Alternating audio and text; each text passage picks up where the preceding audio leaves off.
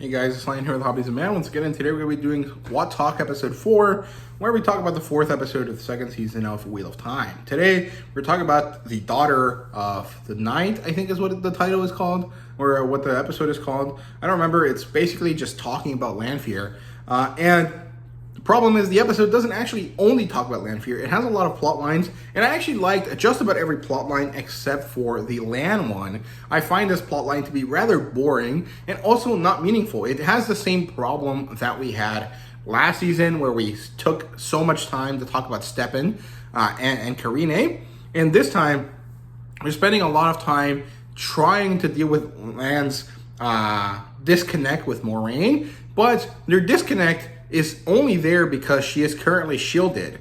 It's not actually a problem, and no one understands this, and Lan doesn't tell anyone either. So I don't understand why we have this such clearly manufactured issue and why this plot line continues to exist. But that's kind of my initial point here. Let's actually go through everything. So first of all, I do want to say that broadly speaking, this is a great episode. This might actually be my favorite episode of the season so far. Maybe tied with the third one, because I really love Nynaeve's episode a lot.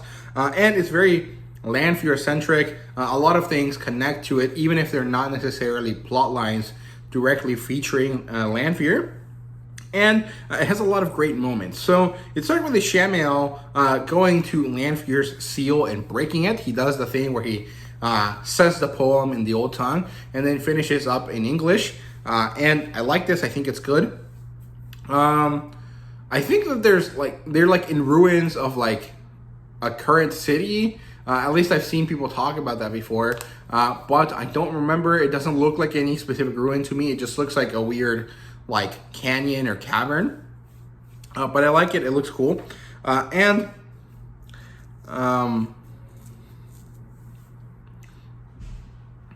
then it moves on to Lady Anthea. We kind of see her getting ready for her day, having this kind of veneer of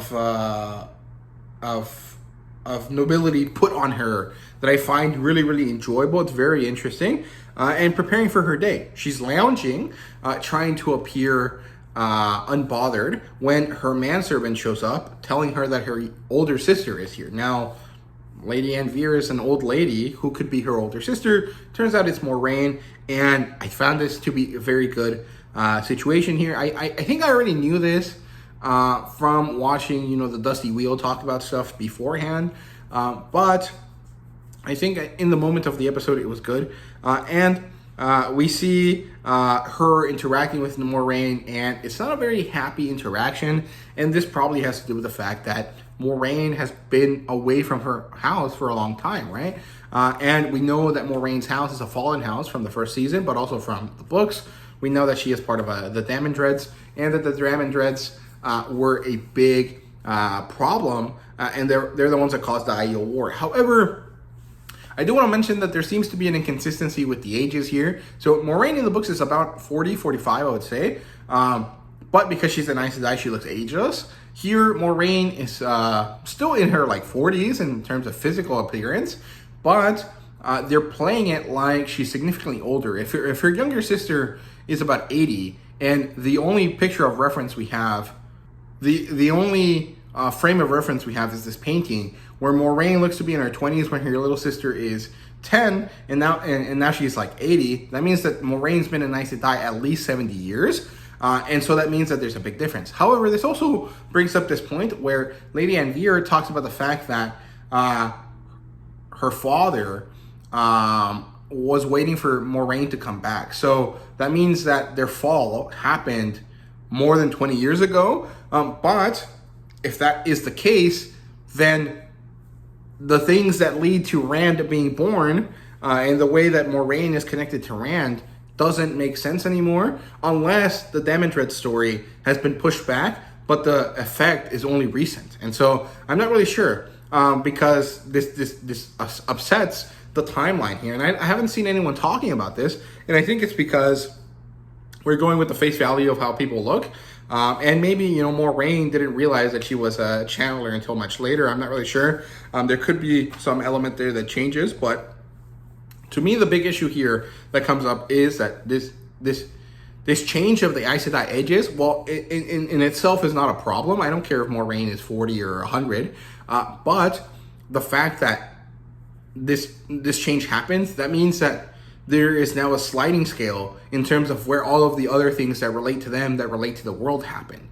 And this can cause a problem. Like, if the Damage Fall happens 40 years ago now, because Moraine is, in her 70s or something, instead of 20 years ago when she was 20, or when she was, based on her age as a 40-year-old in the books, that means that Rand's age has to be different now, right? And that means that the Aiel War has to happen before, and then that means that there's other problems that arise, right? So I think that's an issue, but it's not that big of an issue. I'm sure that the show has already smoothed over a lot of issues as it is, so I'm sure that they can just smooth over this one, and no one's going to really notice, right?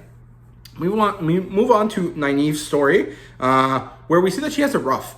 She's having a really difficult time dealing with the fact that, she had her family die and killed in front of her, and that she ultimately killed her own daughter by going through the arches, right? Like, I don't think that people have thought about it that way. Like, yes, her daughter would have died being attacked by the Trollocs, but at least she would have died normally, whereas with Nynaeve carrying her through the arches, and then the blood splashing on her dress, that means that Nynaeve killed her, and so this is even worse than just being killed by Trollocs, right? So yeah, I think that's a very difficult thing. Egwene doesn't really get it. She can't really help her here because she doesn't understand the pain that Nynaeve is going through. Then we switch to Alana's home. We get to see Lan's plotline here. I didn't like this at all. I thought it was really boring. There's also this weird scene where Lan is pissing, and then Alana goes to talk to him.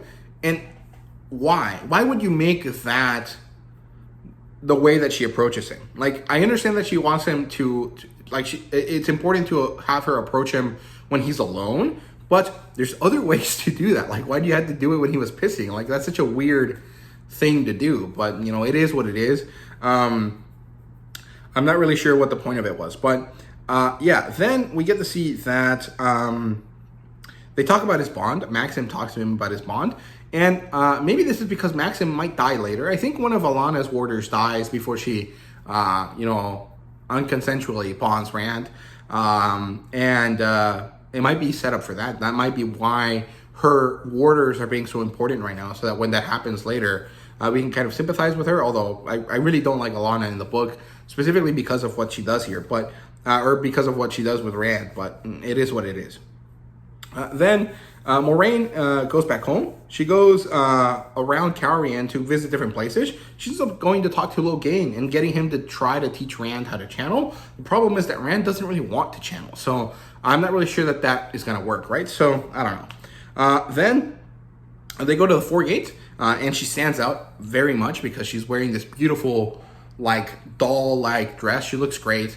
But she stands out very much, and she goes and talks to people trying to find Rand, but Rand is not here currently, and it turns out that her sister has usurped her network of spies. So this is a little bit of a conflict here, and I'm curious to see where this is going to go, because it doesn't seem all that important, and actually, it would actually have been smart if Moraine got her sister to manage her network for her, because one, it would benefit her sister, so she would be willing to do it. And two, having someone that you care for and that you have a connection with, regardless of whether that connection is good or not, might actually be more meaningful and much better than just having to deal with someone that you don't know, right? But also, Moraine should have been better about interacting with her sibling, but because of the Liandrin plotline here that we see later, we understand that it's very difficult for Aes Sedai to do this, because it's a very hard thing to do, to realize that you're going to outlive everyone that you know.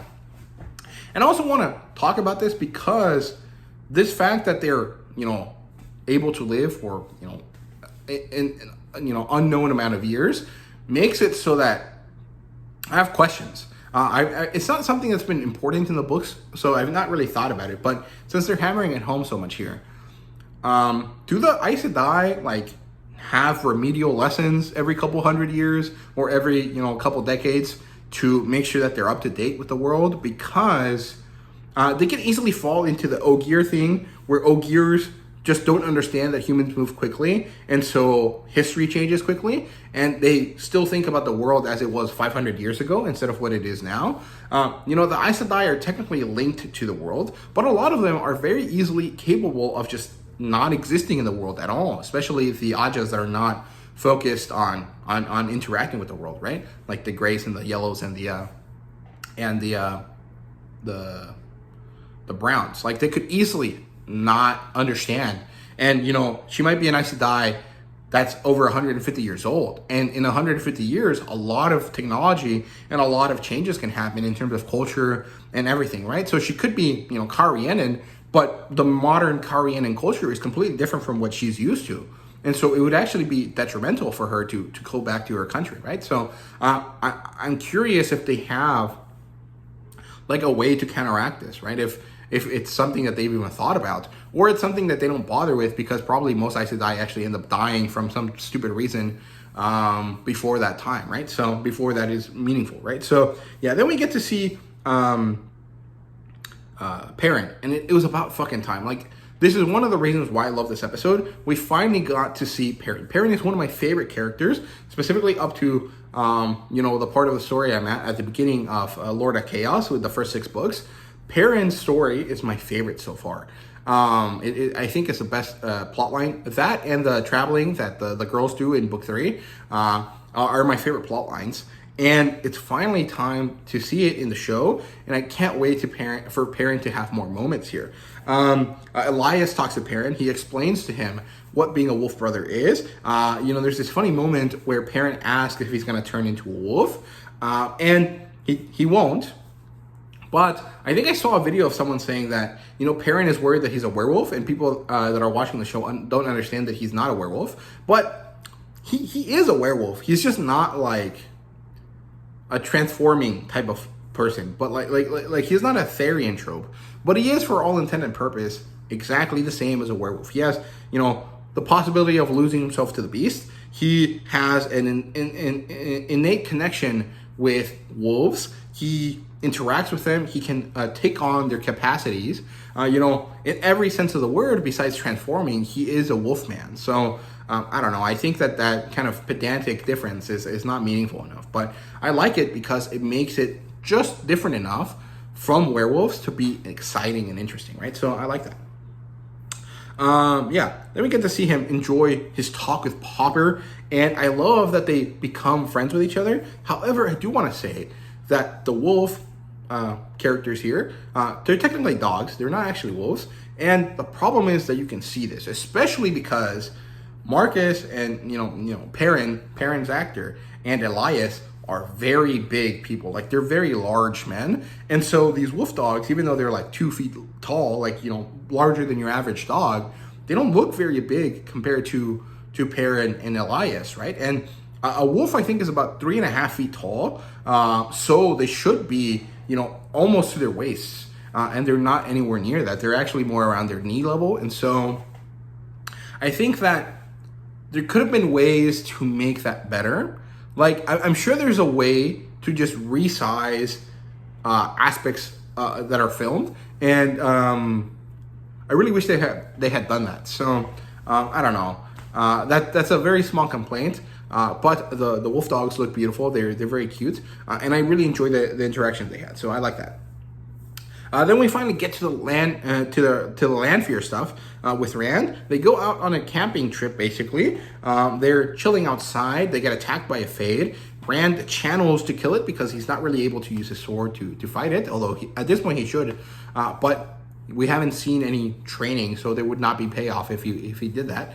And also, I think it'd be bad if they had made him beat the Fade easily with a sword, because we just saw Lan fail at that. And Lan is supposed to be better than Rand. So I think it was actually a good choice to have him channel and to be a poor swordsman at this point. However, we do have to get to a point where Rand is a good swordsman. So hopefully that happens sometime soon. He channels, he makes it combust from the inside, and then he and Lanfear, or Selene, have a confrontation about the issues here. And I love this because she's playing it up. She's, hamming it up. She's being, difficult, and she's having issues with the fact that he can channel, and why did he not tell her and stuff like that. And he explains himself. He tries to appeal to her emotions. You know, he says that she's the first woman to see him as a man. And you know, I've seen people complain about this, but I think it makes sense. Egwene didn't necessarily see him as a man. She saw him as her partner or her boyfriend, and they didn't really connect in the way that maybe he needed, right? And so that's why they had issues, and that's why, you know, there was a whole situation where they were bitching at each other the whole first season. This time, he is a fully formed adult. He doesn't have a past of childhood with this woman, and she takes him in. She's happy with him, and she's very interested in him, even though she's using him, and he is aware that she's using him because he's using her as well. He is besotted with her, right? And he tells her this. He tells her he loves her, although he probably doesn't, because this isn't love at this point. This is more like a friends with benefit situation going a little awry, right? But that changes her outlook. She's like, oh, he loves me. So he is the version of Luce there in Thelmont that I want, right? And so she changes it up, and she takes him in, and she's like, okay, never mind. You know what? I want you with me. Let's go back inside. Let's have our moment. They do a little bit of a kinky situation here, and then she tries to show off that she's also a monster, right? That she's about to channel something. I'm not really sure what. Some people have speculated that she was going to remove her mask of mirrors or whatever and change herself into her original form, which would have been interesting, but I don't know how they would have managed to make her into a different character, or if they would have just made her like the bloody, like, you know, newly born version of her that we saw at the beginning of the episode, or what. And some people think that she was trying to bond him or in some way force him to be with her forever. I'm not really sure what it was, and I think it was important, but very interesting when Moraine just shows up, stabs her, slits her throat, and then forces Rand to escape with her. I love that part of the story. I thought it was really, really good. I enjoyed that part a lot. And then there's two other plot lines here that we have to talk about here. Liandrin and Nynaeve have a moment where they share their struggles with each other, and then she tells Nynaeve, hey, your friends are in danger, you know, over in the west. You got to go get them. And so Egwene and Elaine join her, and then Liandrin actually betrays him, gets them concussed by hitting them against a wall, and it looks like they're probably going to be shipped off to Falme, and we're going to have the issue and the situation that happens in book 3. And or book 2 and book 3, and I'm very excited about that. I'm very interested in seeing that, because it's one of my favorite plot lines. The girls traveling across the country trying to get to Falme, and then leave Falme and, you know, deal with the Shan-Chan and stuff. A lot of that plot line is some of my favorite stuff. I really enjoyed their relationship and the whole school dynamic, plus their specific travel log, right? Their mission to achieve something. I like that.